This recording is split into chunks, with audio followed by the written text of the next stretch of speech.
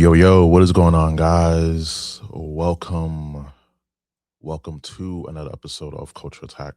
Pardon me. How's everyone doing? It is your host, Ruben Prime, and no Juriari this week. He'll be on on a later date because I wanted to do a lot more solo shows with Culture Attack. Get more episodes out there into the ether, and we have unfortunately very heartbreaking news with the passing of Catherine O'Hara, who played the iconic mother of Kevin McCallister. And yeah, like she passed away unfortunately at the age of 71. And it hits home because she was the mother of a whole generation. And it sucks. It really sucks, but we're going to honor her and her legacy on this episode. And, that's not the only thing we're going to be talking about here. We also have the Incredibles film being added to the historical film society. Let me see. Where is my script? Excuse me, the National Film Registry. Excuse me. And yeah, like The Incredibles, the Pixar film Incredibles, one of my favorite films. And like, I remember watching that film every day when it came out on DVD, and I remember getting it. I am spoiling my age. I'm showing my age. When it came on pay-per-view, remember when you used to order movies on pay-per-view and all that? Yeah, and I saw it in the movie theaters too, but I was such a fan of that film that when it, came into theaters, I watched it. When it went on demand, I watched it. And back in the day when DVDs actually mattered, we will, buy them and watch the film and digest all the special features and behind the scenes stuff. It's cool. Like you don't get that. You really don't get that much with the DVDs nowadays because they're trying to phase out physical media, which I always say support physical media, buy physical media, preserve physical media. And also we have Super Smash Brothers Brawl. It turned 18 years old in Japan, Japan's release. And I'm going to talk about that as well. And also some quick fire, rapid fire segments as well. We're going to talk about a few things. And yeah, we're going to talk about unfortunate passing of Catherine O'Hara and Incredibles. And also one more thing, excuse me, Dragon Ball Super, after I believe 8 years, nearly a decade of no new anime, has finally returned, and we're gonna get some anime. And I'm excited for that. Like, I'm a big Dragon Ball fan. The initial release of Super has been kind of janky, but of course, it's gotten better. But we've been wanting more Dragon Ball Super, especially with the the moral arc and the granola arc. So I'm definitely excited for that when it becomes, you know, when it's finally animated. So that's gonna be hype for sure. And like I mentioned before, Super Smash Brothers Brawl turning 18 years old in Japan. Because remember, uh, back in the day, we didn't have global releases for video games. We only had we had stagnant releases for Japan and then for the rest of the world. Now, like we have global releases for all video games. So when it comes out in in America on a particular day, it comes out in Japan as well. But we still, it's crazy because everything is set. But with Yu-Gi-Oh, because I'm a big Yu-Gi-Oh head, um, we still have that issue with sets in Japan coming out before we get them in America, and even the stuff that they have in Japan is like much better. And then a lot of times we get stuff broken up, like sets broken up, structure decks broken up, and then we get like bits and pieces of those uh sets in other sets. And yeah, well, that's coal money. But we're not here to talk about Yu-Gi-Oh. But if you would like for me to talk about Yu-Gi-Oh in a future episode, we can definitely do that because there's some stuff in the Yu-Gi-Oh realm that I would like to talk about. So we could do that next week. But let me know. Definitely let me know your thoughts and whatnot. Okay, so first up on the docket is I gotta do this. I gotta do this. You know, this was my favorite film, when I was growing up and still is. Ooh, it is. Wind is blowing. And I'm right next to the window too. But yeah, we gotta do this.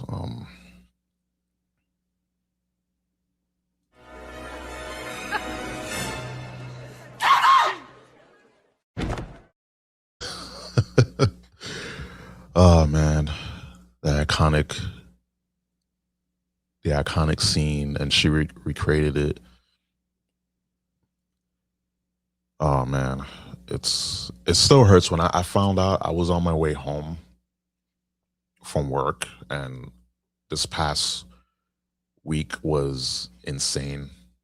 You know, we having a snowstorm, hit the East Coast, and as well as a large chunk of the United States, like from Texas all the way up through the East Coast. So I can imagine you guys are, still reeling and dealing with the effects of the snowstorm. But yeah, it hit us here in New York. It's still pretty messy to drive in a lot of parts of the city. And yeah, it's just really crazy. But when I found out that she passed, like it hurt. I was like, oh no, like, and with me and celebrities, especially with all the revelations with with the Island Man, with Epstein. Um, I've learned not to put celebrities on pedestals because of the fact that a lot of these people are not, they're not clean in the sense like they pretend to be virtuous. They like to virtual signal, and meanwhile they're detached from reality. But with Catherine O'Hara, she was very sweet, down to earth, phenomenal actress, comedian. And, it's a shame. Like, there are not that many good people in Hollywood because, when you enter the beast, like, you end up turning into a beast yourself. But with, with Catherine, um, she will always be remembered for being the 80s and 90s mother to everyone that grew up watching Home Alone, and even uh, Beetlejuice. Beetlejuice, like that was another iconic film. Best in Show as well, and she did improv. And it's wild like that. She passed away, and she was dealing with an illness. She was dealing with an illness. So what I'm gonna do is, and by the way, she passed at the age of 71, and she passed on January 30th, 2026, in LA after brief illness, and it was confirmed by the CAA family and major outlets. So, it it was breaking news on Friday evening, and it sucks because, let me blow this up here. It sucks really bad because, let's share the screen here.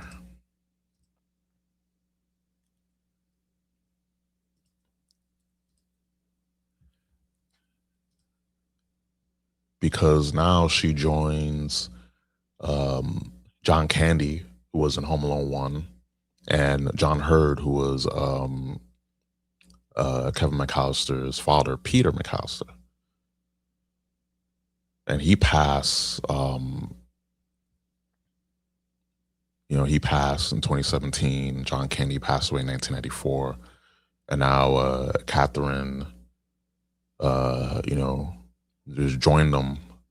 So Kevin is truly home alone, and it sucks. And I have the star of Home Alone plays Kevin McCallister, Macaulay Culkin. His statement here. Let me just pull that up really quickly. Let's see.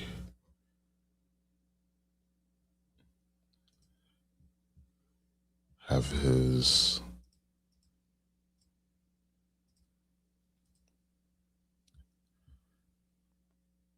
And it's not the full quote, but just a bit of it. So Macaulay Culkin has written a tribute to Catherine O'Hara after her tragic passing. Quote, "Mama, I thought we had time. I wanted more. I wanted to sit in a chair next to you. I heard you, but I have so much more to say. I love you. I'll see you later." End quote. And yeah, it sucks because, listen, when it comes to our mothers, like, we know when the day comes and your mother passes, and I do hope for all you to have uh you know a mother that she lives a long life, and that you take care of her, because at the end of the day, yeah, we weren't asked to be born, but we're here, and the best thing we can do is honor our mothers, respect our mothers, love our mothers.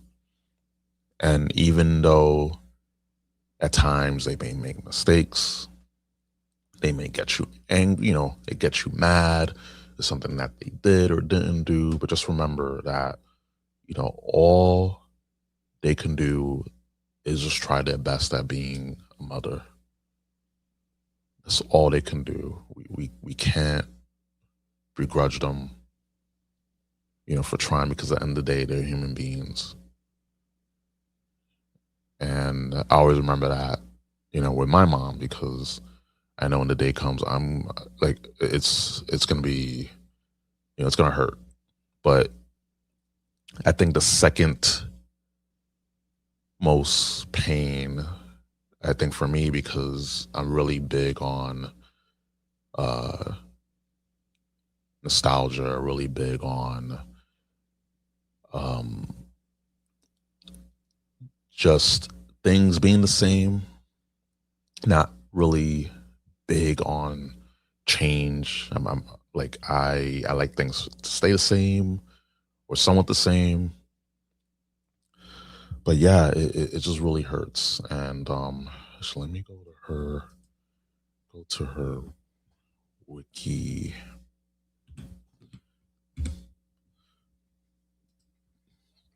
Go to her wiki really quickly.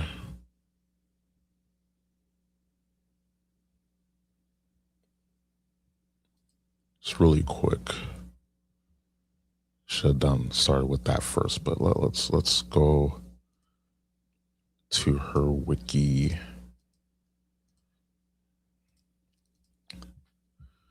Okay, so Catherine Ann O'Hara, born March 4th, 1954, passed away January 30th, 2026, was a Canadian and American actress, comedian, and screenwriter whose career spanned over 50 years. She started sketch and improvisational comedy in film and television before taking dramatic roles to expand her career. She received various accolades, including 2 Primetime Emmy Awards, a Golden Globe, and 2 Screen Actors Guild Awards. Films in which O'Hara appeared also grossed more than 4.3 billion worldwide. She also was appointed an officer to the Order of Canada in 2017. O'Hara started her career in the sketch comedy series Second City Television from 1976 through 1984, which she won a Primetime Emmy Award. She gained acclaim acting in films such as After Hours, 1985, Heartburn, 1986, Beetlejuice, 1988, Home Alone, 1990, and Home Alone 2, Lost in New York, 1992. She frequently collabed with Christopher Guest, acting in his mockumentary films Waiting for Guffman, 1996, Best in Show, 2000, A Mighty Wind, 2003, and For Your Consideration, 2026. Her voice roles include the films Nightmare Before Christmas, 1993, Chicken Little, 2005, Over the Hedge, Monster House, 2006, Where the Wild Things Are, 2009, Frankenweenie, 2012, Eternal, 2020, Elemental, apologies, 2023, and The Wild Robot, 2024. I'm just going to read some more and then we're going to move on. O'Hara gained a career resurgence for a role in Moira Rose in the CBC sitcom Schitt's Creek 2015 through 2020, earning a Primetime Emmy Award for Outstanding Lead Actress in a Comedy Series and a Golden Globe Award for Best Actress television series, musical, or comedy. Her her portrayal of Temple Grandin's aunt in HBO film Temple in Grandin 2010 earned an Emmy nomination. Other television credits include the HBO drama series 6 Feet Under. I didn't know she was in 6 Feet Under. Ah, okay. Well, television credits. Okay. Netflix series, a series of unfortunate events from 2017 to 2018. Apple TV Plus comedy series Studio. Yes, I gotta watch that now. And a HBO post-apocalyptic drama series, The Last of Us. So she was in there too. Okay. And that's what the crazy thing is, that she was still doing work. She was doing a lot of stuff. Like she was like working, 71 years old and she was working. It's pretty wild. Yeah, damn. I don't really know what to say. Like, it's just crazy. Just reading all this, brought back memories, of course, with Beetlejuice, Home Alone, 1 and 2. But she'll definitely be remembered. One thing she'll be remembered. Well, one thing that she wants to be remembered for.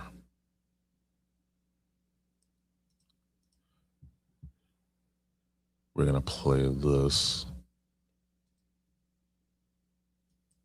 Play this really quick. Let's see.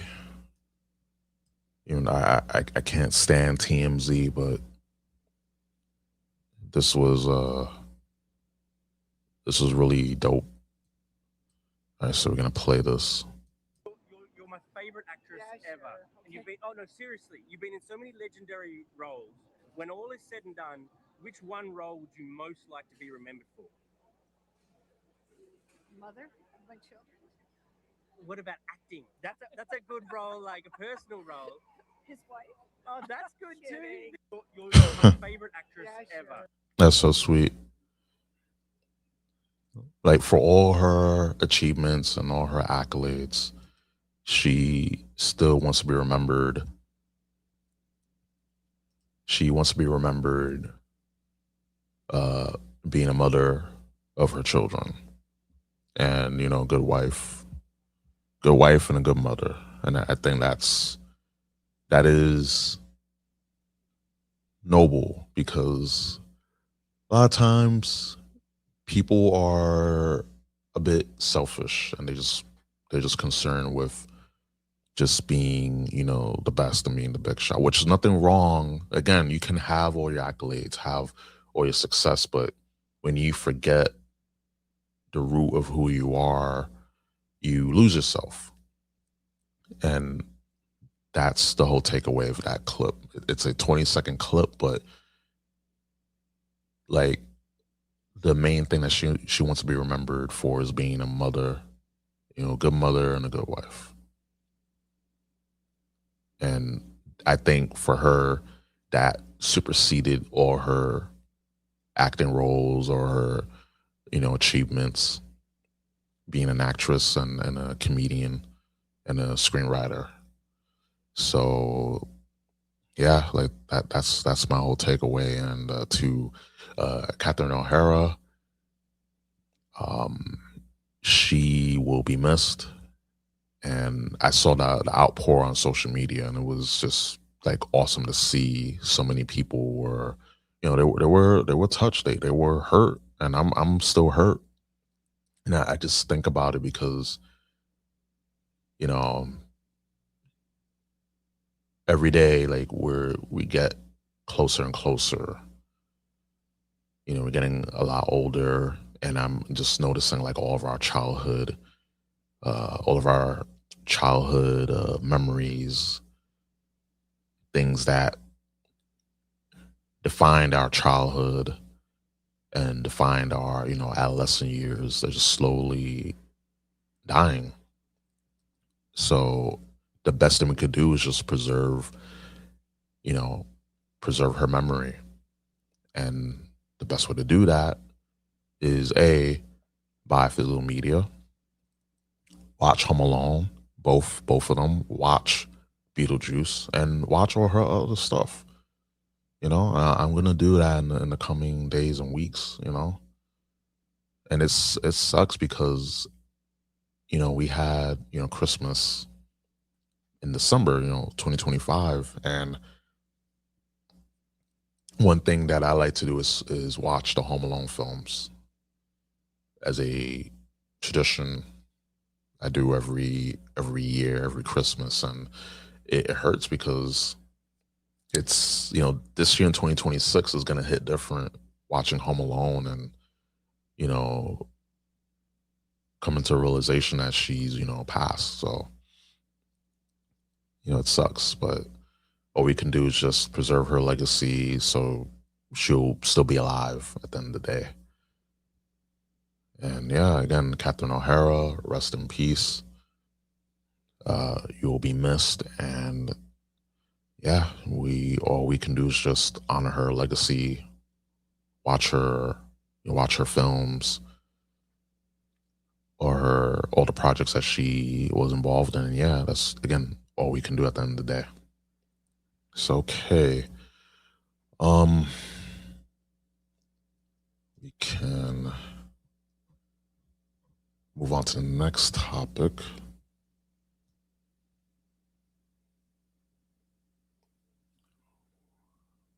Um, Actually, there's one more quote. There's one more quote of hers before we move on. Okay. Just one more. Okay. And then we'll move on, I promise. Okay. She said this via the Two Interview Magazine 2016. Quote, when you do something that people watch and enjoy as children, that's great because it stays with you throughout your life. The things you love as a child stay with you, and do so the people who were in those things. So I'm just gonna leave it at that. Like it's amazing. Like that's the point I was getting at, because still people to this day watch Home Alone because it was an iconic film. You know, 1 and 2 were iconic films, and it has a cultural impact. I do hope, because we're going to talk about The Incredibles being added to the National Film Registry because of its cultural, impact. I do hope that Home Alone, gets that honor as well, and I definitely hope so. I definitely hope so. Okay, so one leave with that. Where is that? Okay, here we go.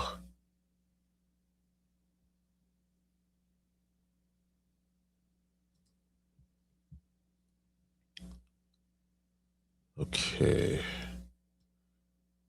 because there's also something briefly I want to discuss, and has to do with the post or the tweet. I still call X Twitter.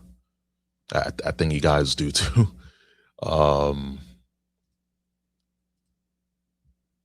okay, so, and we're gonna play this iconic clip. We're gonna play this clip. All right.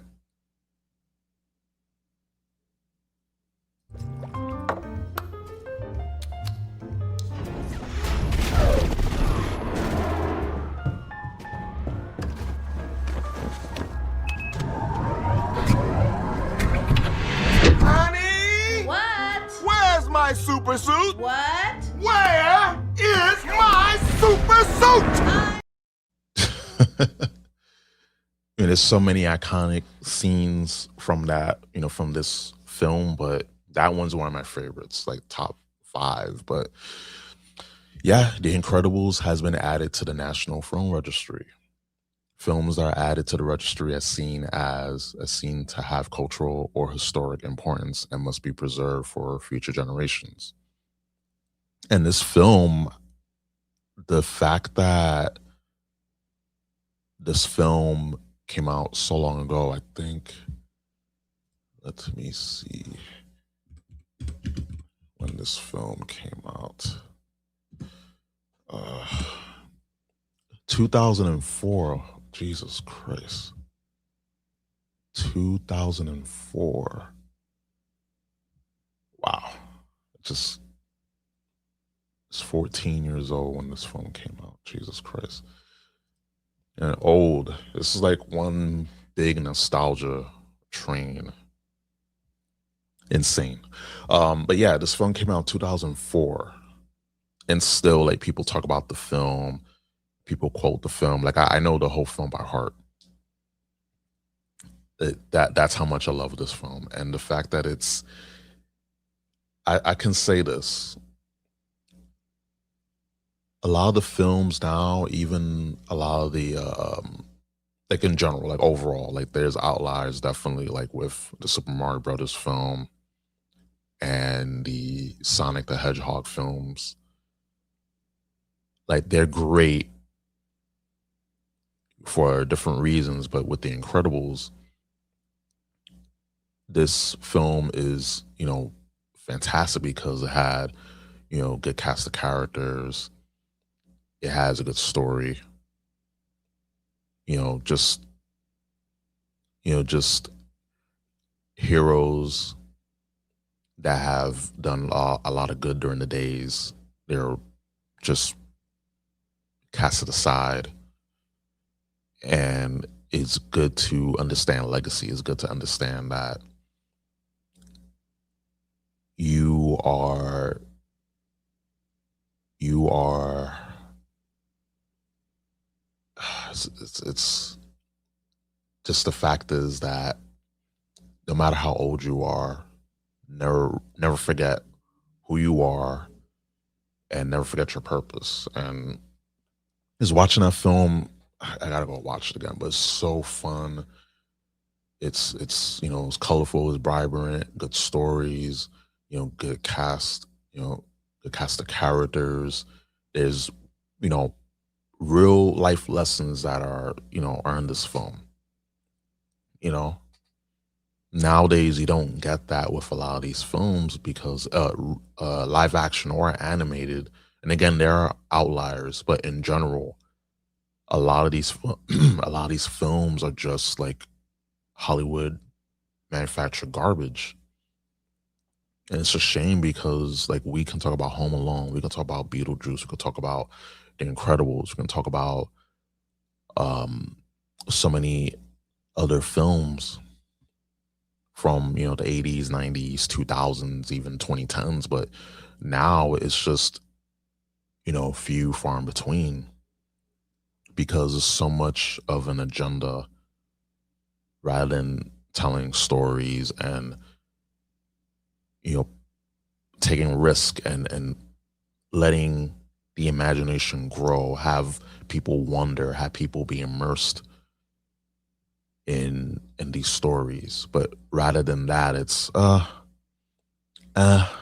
it's just it's really corny at the end of the day. Like just just the lack of creativity and wonder that films like The Incredibles, gave us in this 2004 film, you know? And um it's pretty wild. But let's go into the news. Let's go into the news here. Um let's see. Because we're gonna talk about the Library of Congress for a little bit here. Just a little bit. As we have films are selected for the 2025 National Film Registry in order. The Tramp and the Dog, 1896. O for the Sword, 1914. The Maid of Macmillan, 1916. The Lady, 1925. The Sparrows, 1926. 10 Nights in the Ballroom, 1926. White Christmas, 1954. High Society, 1956. Brooklyn Bridge, 1981.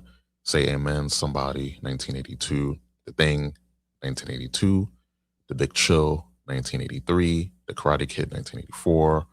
Glory, 1989. Philadelphia, 1993. Before Sunrise, 1995. Clueless, 1995. The Truman Show, 1998. Frida, 2002. The Hours, 2002. The Incredibles, 2004. The Wrecking Crew, 2008. Inception, 2010. Love Inception. The Loving Story, 2011. And The Grand Budapest Hotel, 2014. And I want to go to The Incredibles.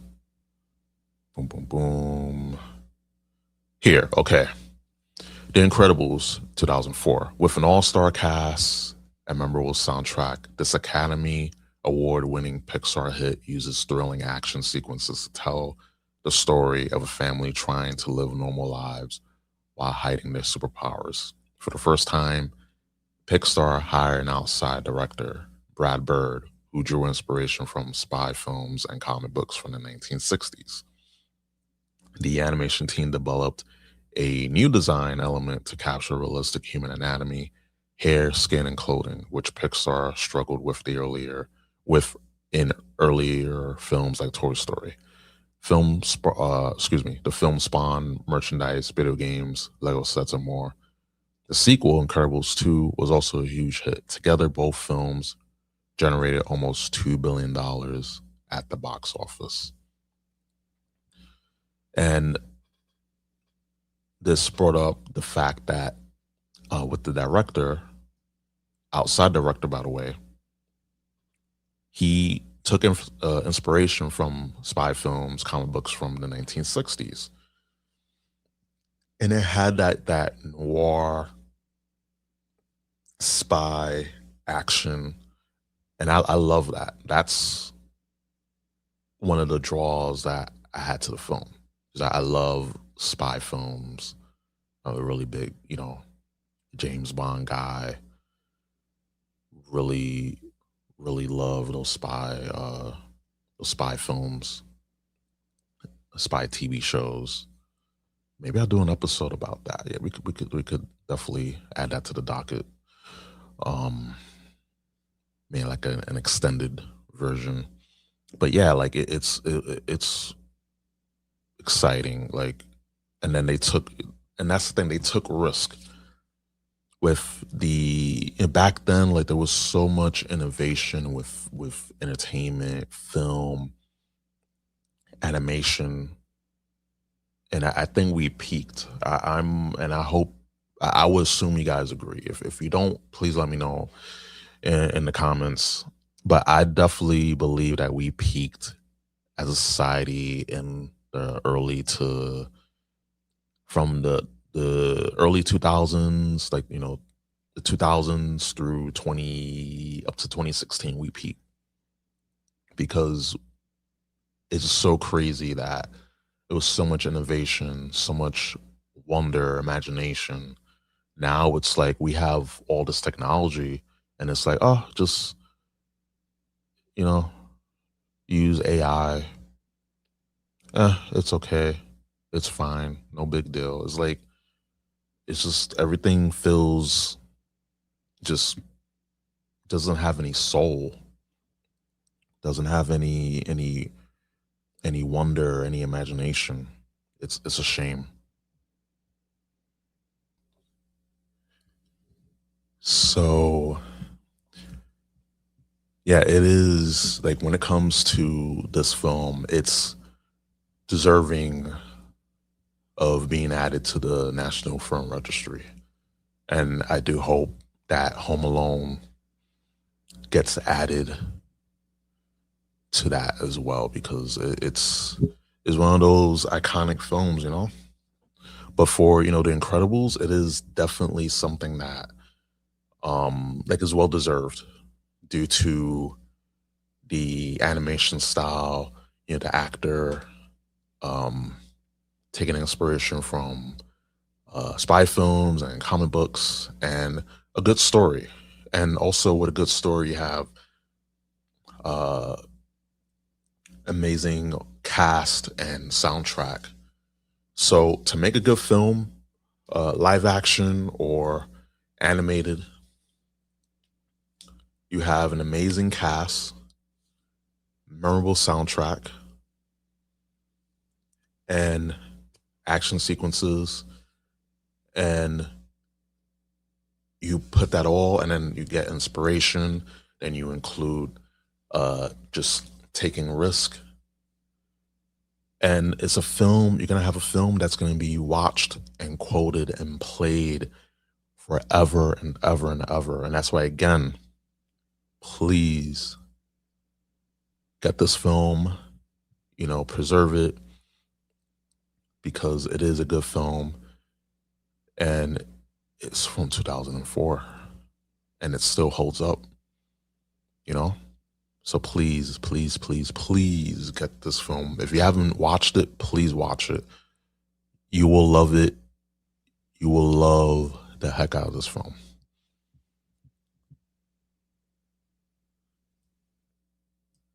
Okay, so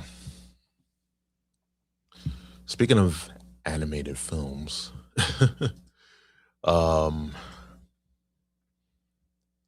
actually, there's one more thing I want to talk about before we move on. Let me blow this up here. We can't move on without talking about this. So The Incredibles. This is a tweet here. So The Incredibles has a solid Steve Jobs management backstory. Pixar's first 5 films were heaters: Toy Story 1995, A Bug's Life 1998, Toy Story 2 1998, Monsters Inc. 2001, and Finding Nemo 2003. But Jobs worried Pixar was getting too complacent with so many W's, so he personally hired Brad Bird after seeing the director's 1989 film, The Iron Giant. Quote, "We're in danger of falling into certain habits," was Jobs thinking. "But we have the same group that are doing things, and we're very proud of this group, and this group is very talented. But we need to shake things up." The Incredibles, inspired by Bird's home life, did turn out to be a significant shakeup on many levels. Jobs wanted Bird and his team to complete the project with less budget and a tighter deadline than the previous Pixar films. Another curveball was the 6th Pixar film was built around human characters, not toys, monsters, bugs, or fish. This was a major challenge. Apologies about that. This was a major challenge because animating human details was hugely compute intensive. Bird and Co. pulled it off, and the film was a blockbuster hit for Pixar, making $632 million on a $92 million budget. So remember, Brad Bird was the director of the 1999 film Iron Giant. And The Iron Giant, that film, I think that film should be added to the National Film Registry. That film, the reason why people talk about it is due to the fact that it played on public television so much that we watch it. And we talked about it. We always came back to watch it and do that. We kept it alive, and now that film is a cult classic. Like, people realize as time went on, oh my God, this film is actually good. So the fact that Steve Jobs got Brad Bird hired to do this film, The Incredibles, it's such an amazing story. And I think, is there something else? And yeah, and then she this person also had an article on Pixar, how the studio insane first 10 film run and his recent decline, and it sucks because it's decline. The studio has been in a decline, and we could definitely talk about that in a later date. But I wanted to bring this up because this is like amazing. And I love The Iron Giant. I loved it. Again, another animated film with a good story, memorable soundtrack, and it teaches a life lesson. It is something that I'll talk about, add that to the list of things to talk about. So, okay, now that we got that out of it, because I wanted to talk about that. It's definitely significant. And I have so much Catherine O'Hara stuff. Okay, we're good on time. Definitely good on time.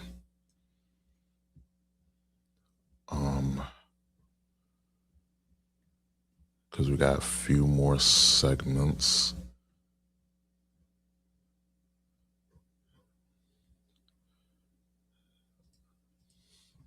Okay.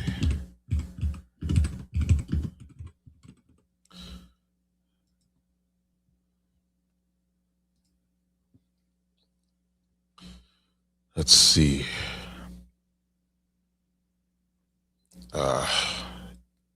god. Can't stand it. Can't stand it. Okay.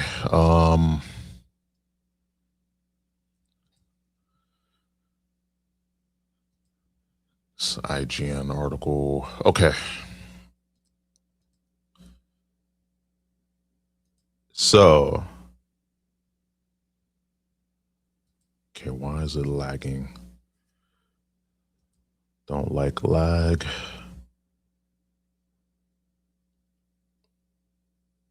And we definitely need so much RAM.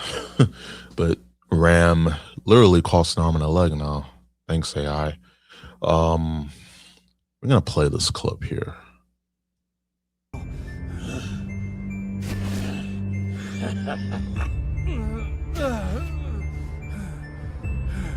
If you honestly think it'll come to that, you must be one hell of a foe. Good luck, Goku. All right, Piccolo. Gotta go.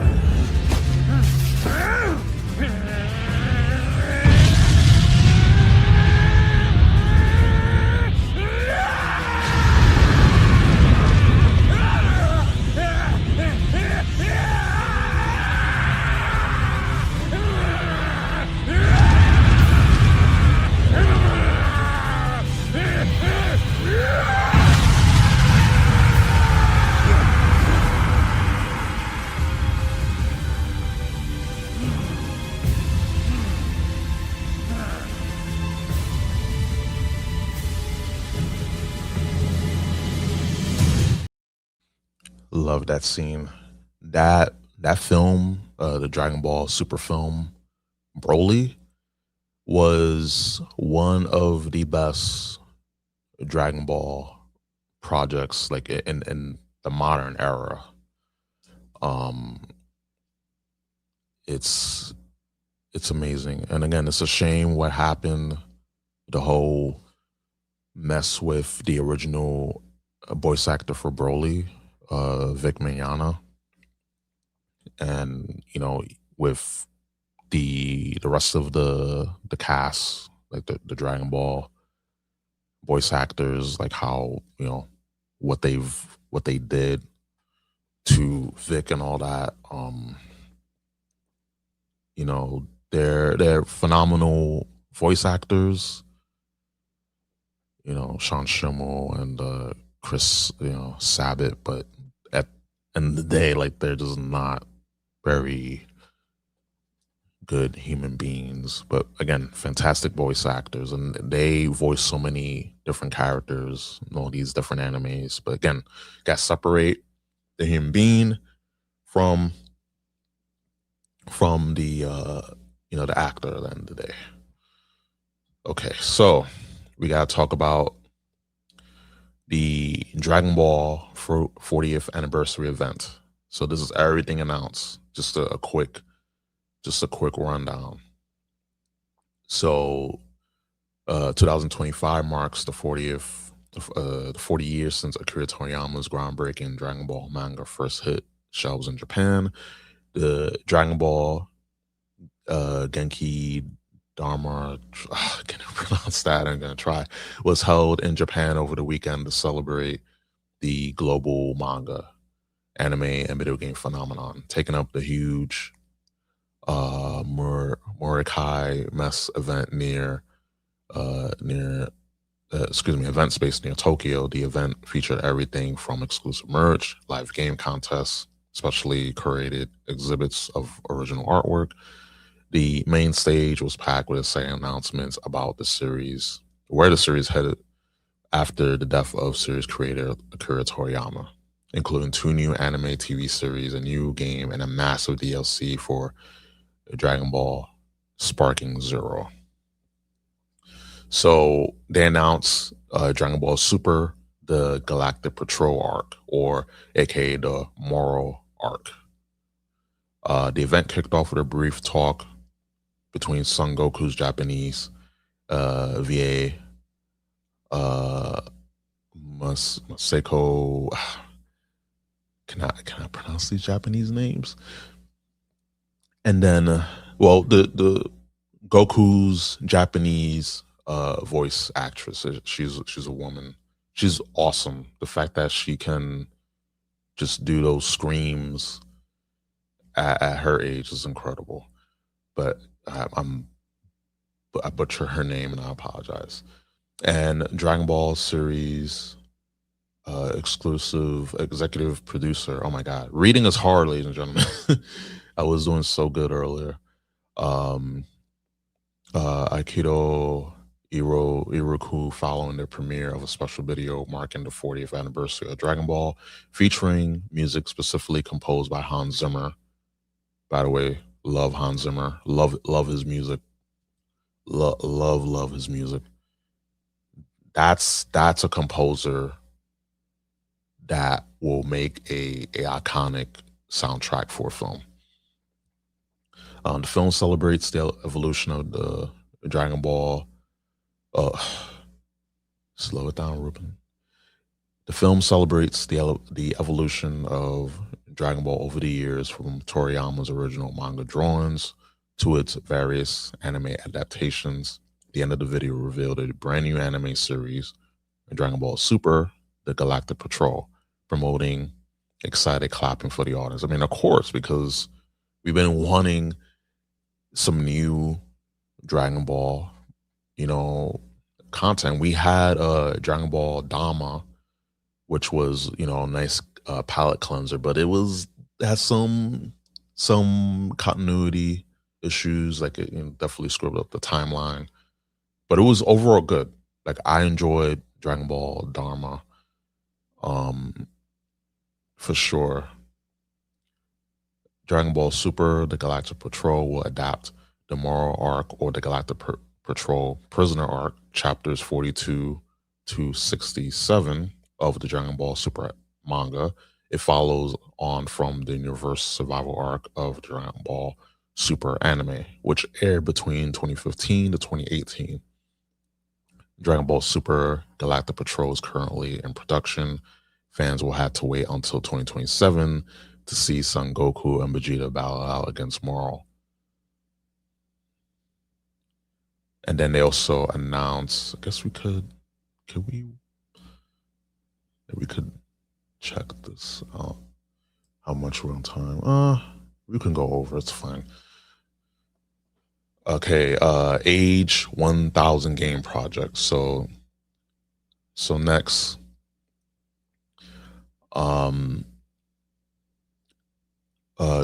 Ikuru was joined on stage by Dragon Ball games producer Masakuru these Japanese names are going to be the end of me.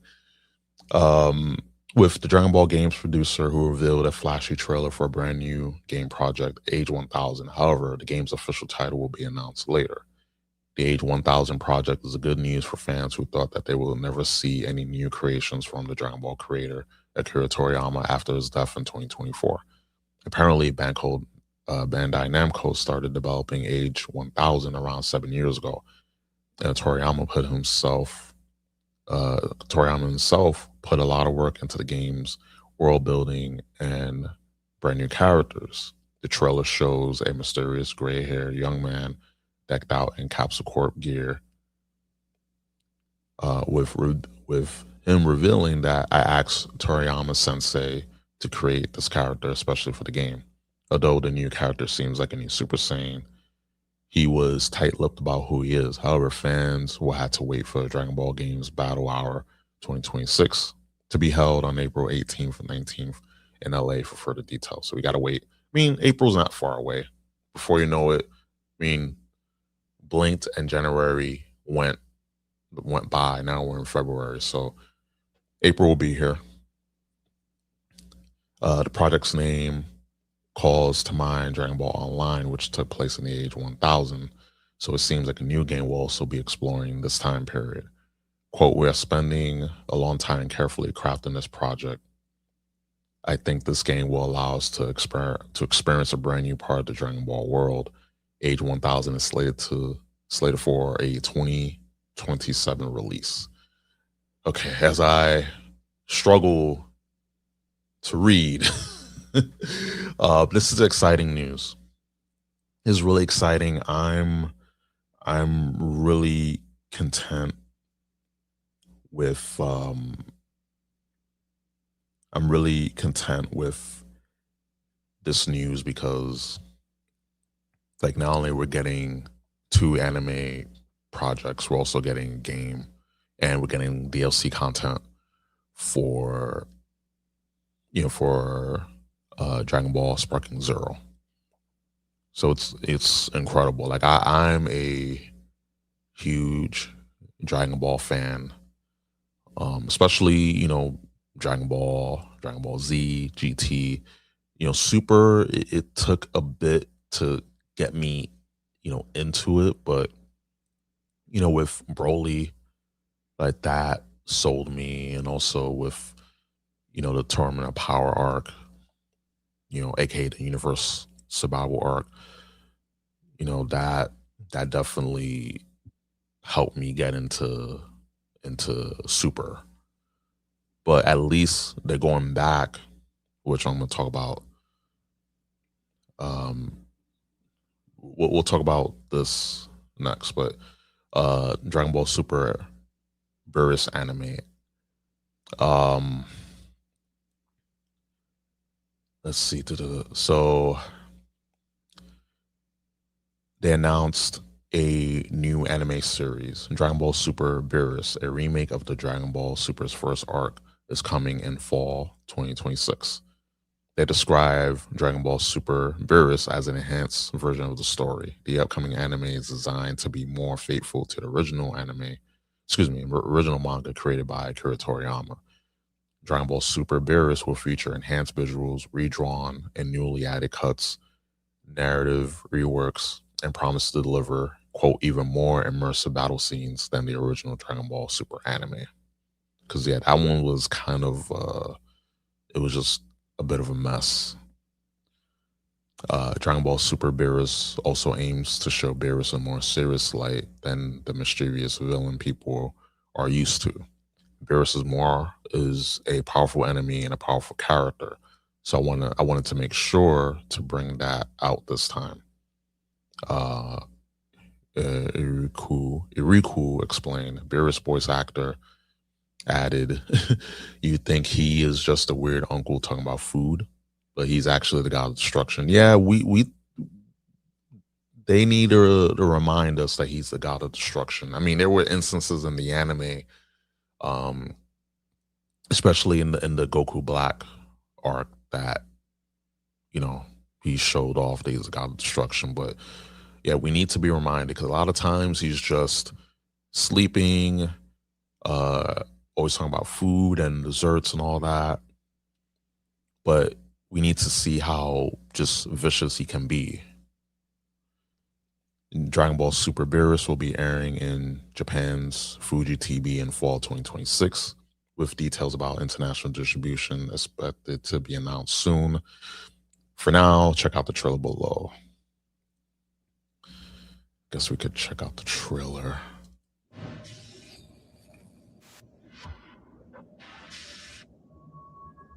Mada daremo mita koto no nai kyūkyōku no senshi. Soitsu no namae wa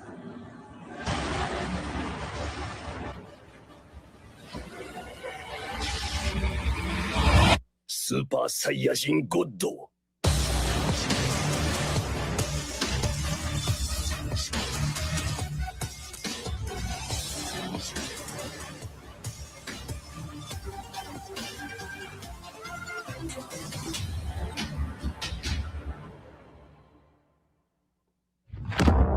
まずい、実にまずいぞ。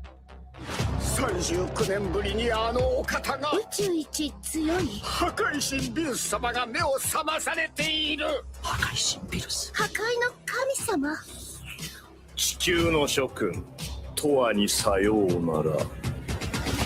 このまま。Yeah, this trailer is dope. We need to be reminded that he's the god of destruction. I don't want to play all of it because I want to get copyright. This will be uploaded to YouTube. But yeah, it's pretty dope.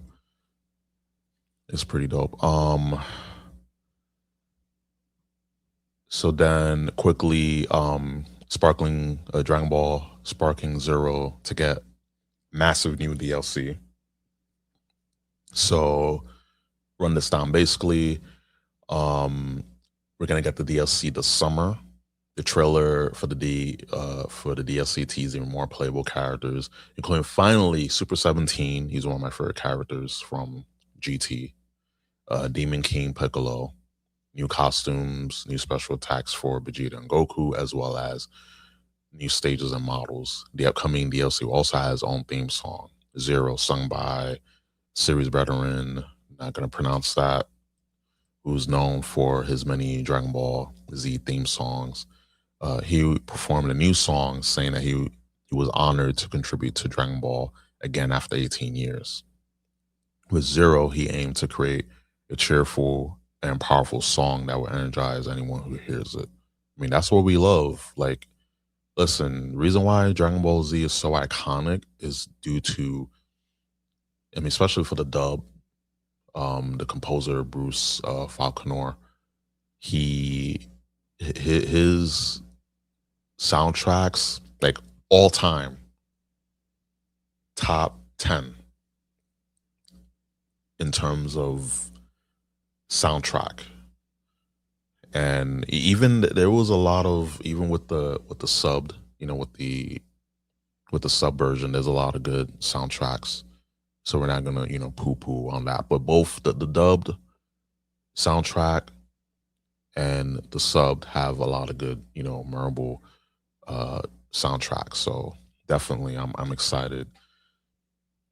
For those who can't wait, the producer also reminded that PS5, Xbox Series X and S, and the Steam players that have Dragon Ball Sparking Zero is getting a free DLC on January 26th, which already passed.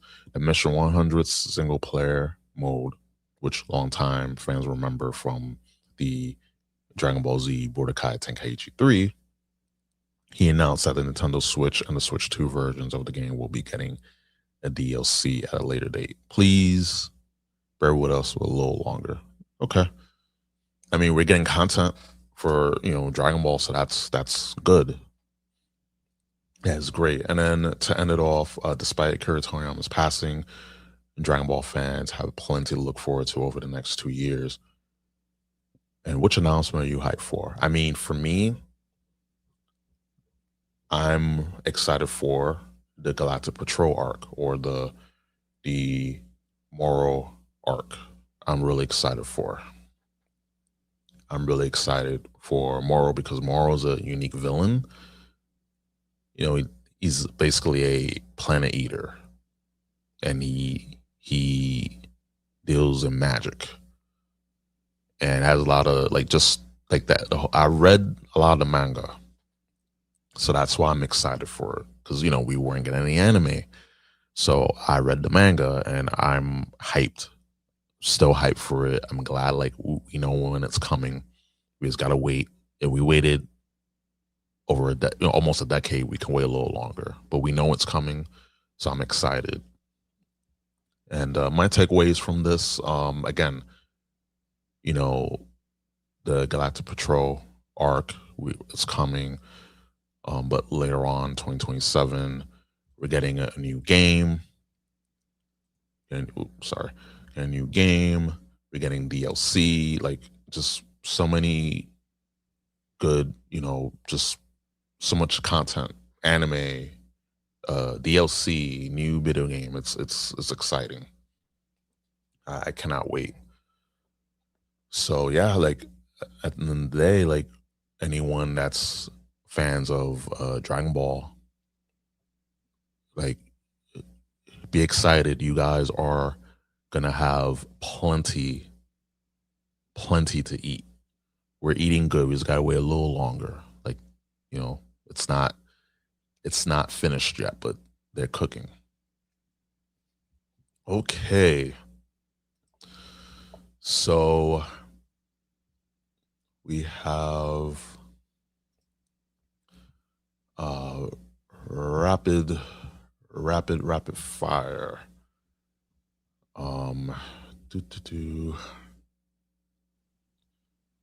We we gotta talk about Super Smash Brothers Brawl, turning 18 years old. The release, for the Japan release.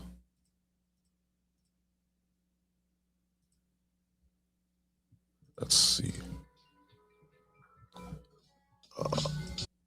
Oh my God. Got a call from my mom. Remember, we were talking about mothers earlier on. Was asking about the Amazon package, which, I'm glad that it didn't blow away because it was a little envelope.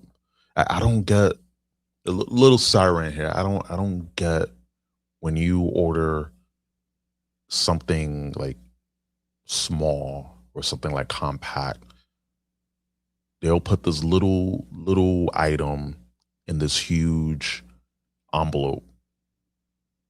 And I remember like almost losing packages because they're so small. And then a lot of times when you have like a big order, not everything gets shipped together, which, I understand like if one warehouse doesn't have that particular item and it happens to be small, then it has to be sent out from another warehouse. I worked and still work in logistics and e-commerce, so I understand. But yeah, it's like, sheesh.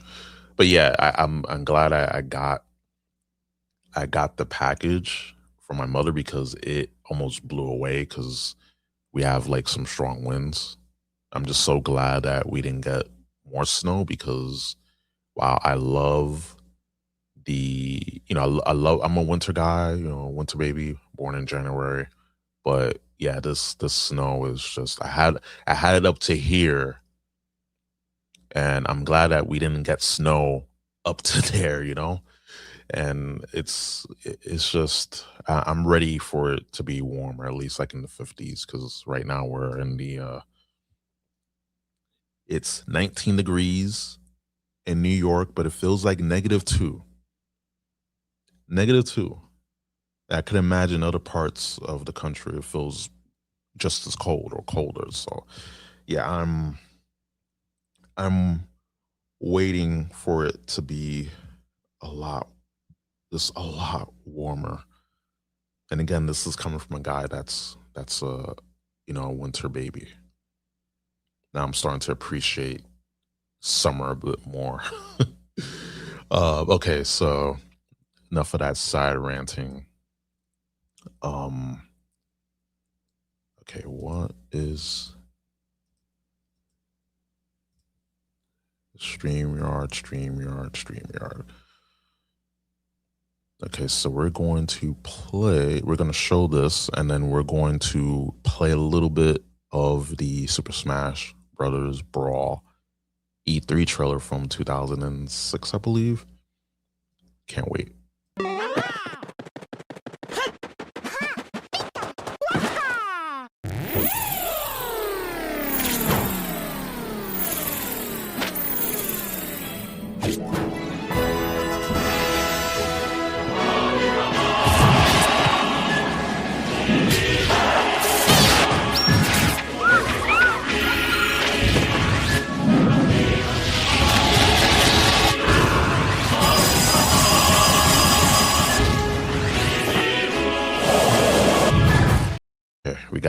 I want to play the whole thing because, oh my God, this was one of the last few games that I was hyped for. Like initially was hyped for during the 2000s, because like we were anticipating it. We were online on the forums discussing, and we were on the Smash Brothers Brawl official website when they would reveal a character every week.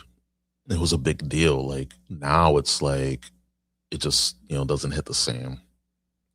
Even though the game wasn't like, it didn't have like good online, like just the fact that we had a Smash Brothers game with a Solid Snake.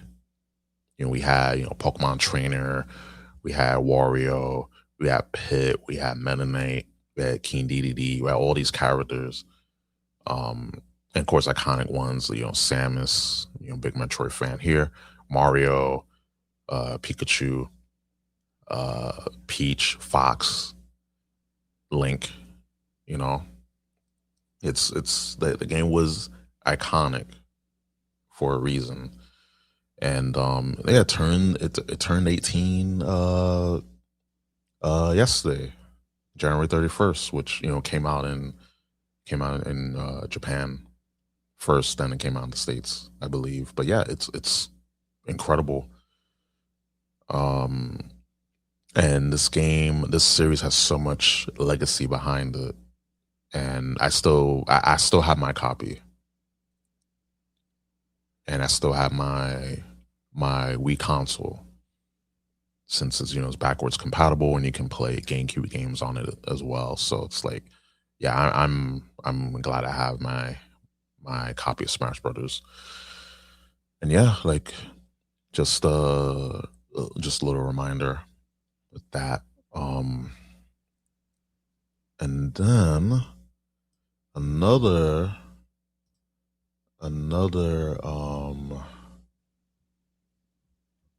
where is, I guess I wanted to wait until Drew, my co-host Drew Yari, shows up, because I want to talk about this with him. Just with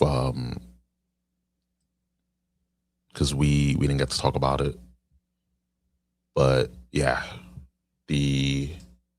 all the trailers with all the Avengers Doomsday trailers, like there was 4, with one with Steve Rogers returning, Thor, X-Men, and then Wakanda. So yeah, that's something I want to talk about with him. But I'm excited, cautiously optimistic with the Avengers Doomsday trailers, and especially with the X-Men, and Cyclops getting his moment in live action, because Cyclops always got the short end of the stick. And with the X-Men 97 and well, technically it's an anime, but the X-Men 97 cartoon, we had Cyclops, Scott Summers get his shine. So I'm definitely excited for that. But yeah, let's see.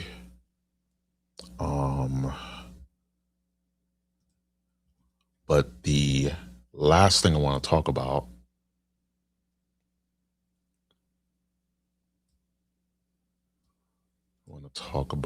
is let me pull it up.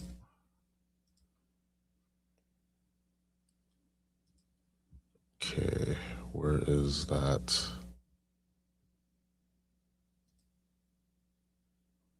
It's like one thing I don't like about X. They scramble. Okay, here we go. They scramble your bookmarks. They scramble it. So okay. So we're gonna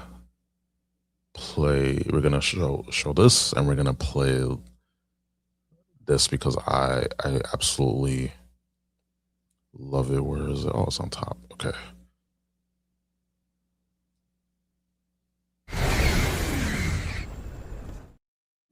So we're gonna replay that.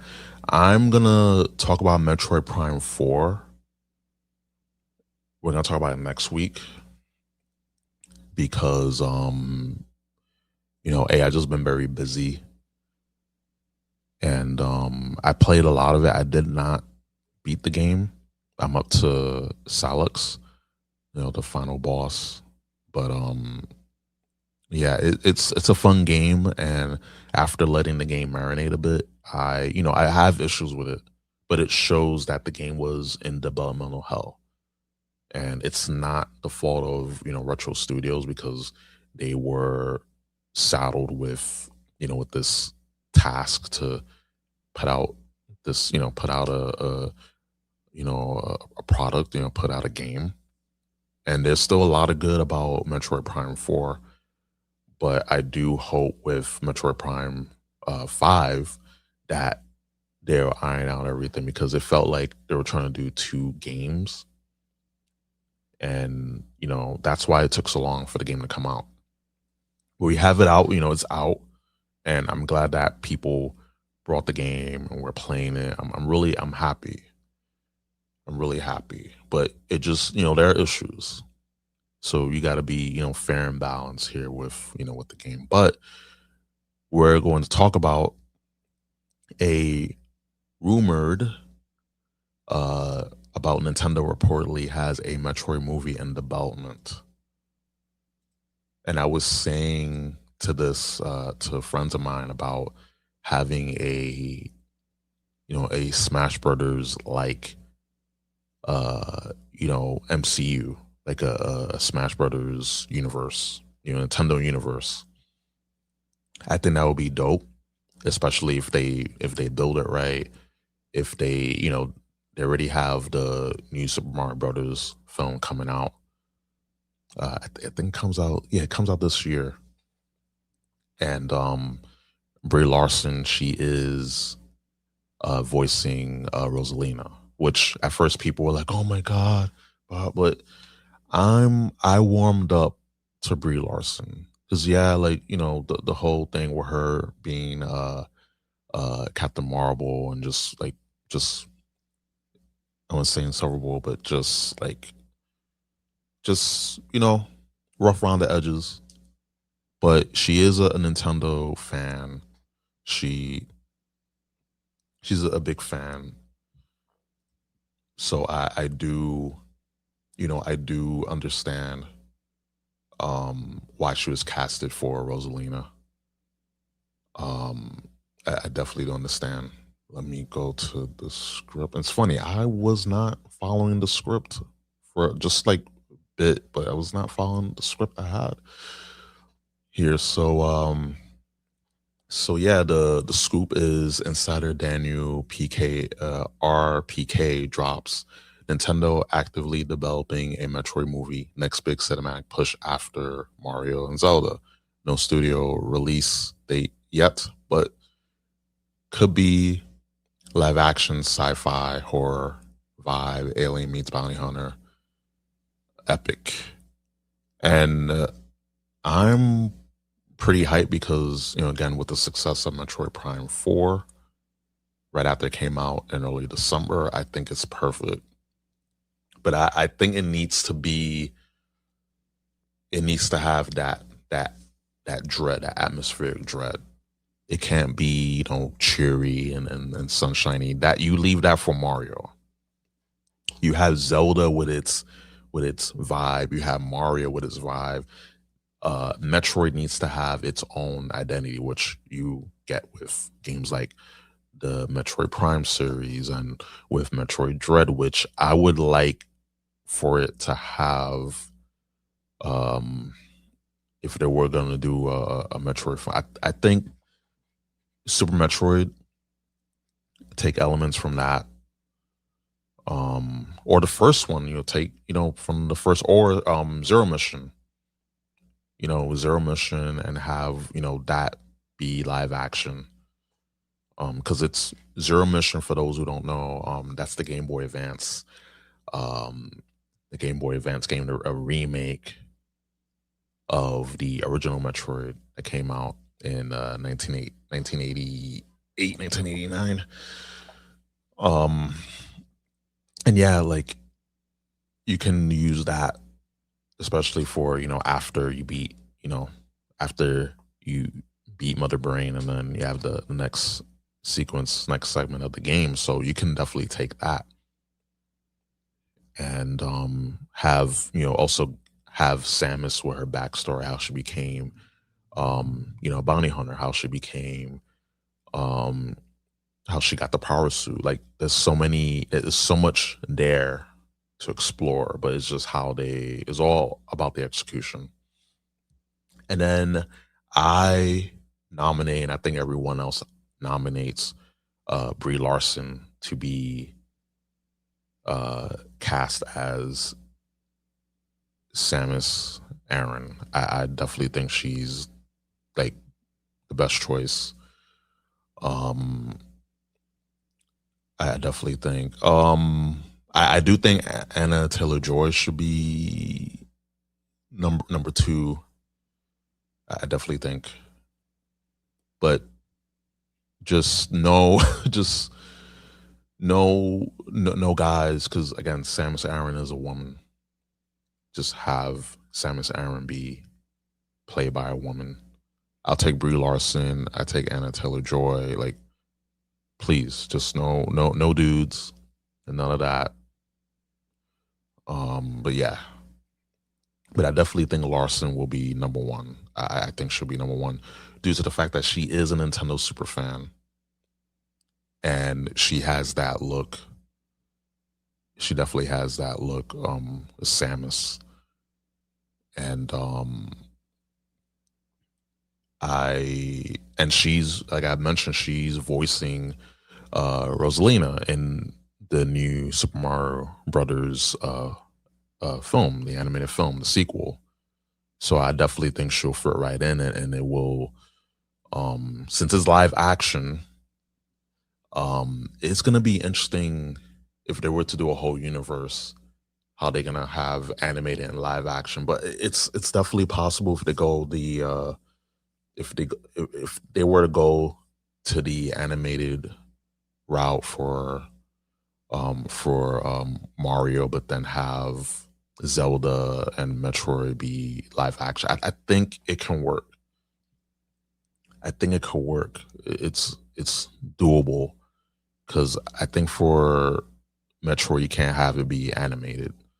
I mean, you can, but I think live action is definitely the way to go.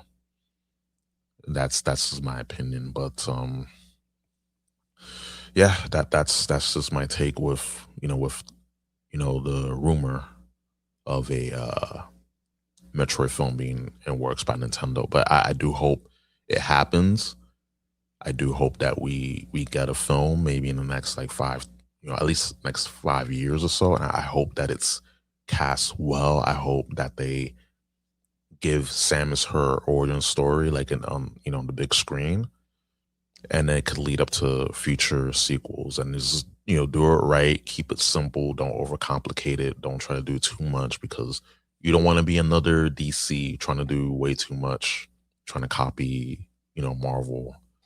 So yeah, at the end of the day, I think we're gonna call it a show.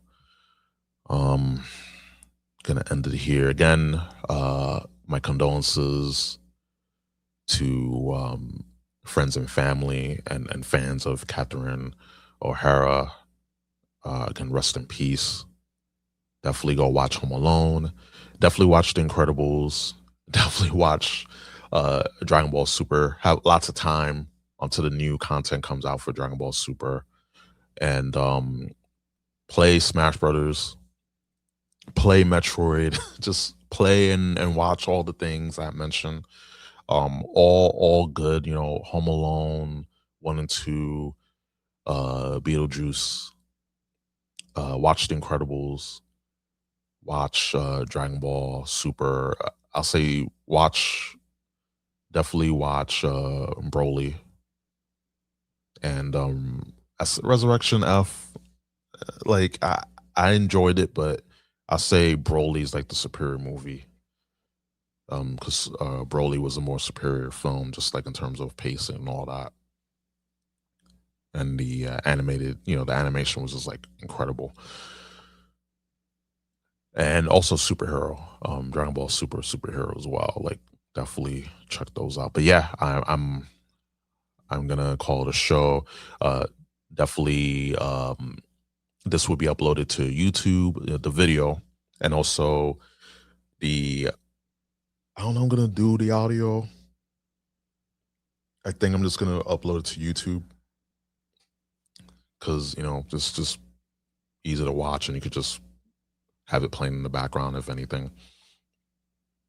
But we'll see. But definitely the video will be up on YouTube, and definitely check out Culture Attack on TikTok and on YouTube, and the audio form on Apple Podcasts and Spotify. So definitely check us out. I'm going to be doing these solo shows more, so that way, like, I don't let news just fly by, because there's a lot of stuff going on in, pop culture, entertainment. And of course, when Drew and I get on to discuss things, we can talk more about Marvel and things like that. But definitely want to just talk about, the passing of Catherine O'Hara, and, talk about The Incredibles, just a lot of my favorite, films, movies, animes, what have you. And yeah, we will see you soon. So guys, thank you so much. Again, follow Culture Attack on, all the socials, YouTube, TikTok, and the audio version on Spotify and Apple Podcasts. So that being said, I'm out. Enjoy the rest of your Sunday. Enjoy the rest of your week. And I'll see you guys later. Peace. Peace.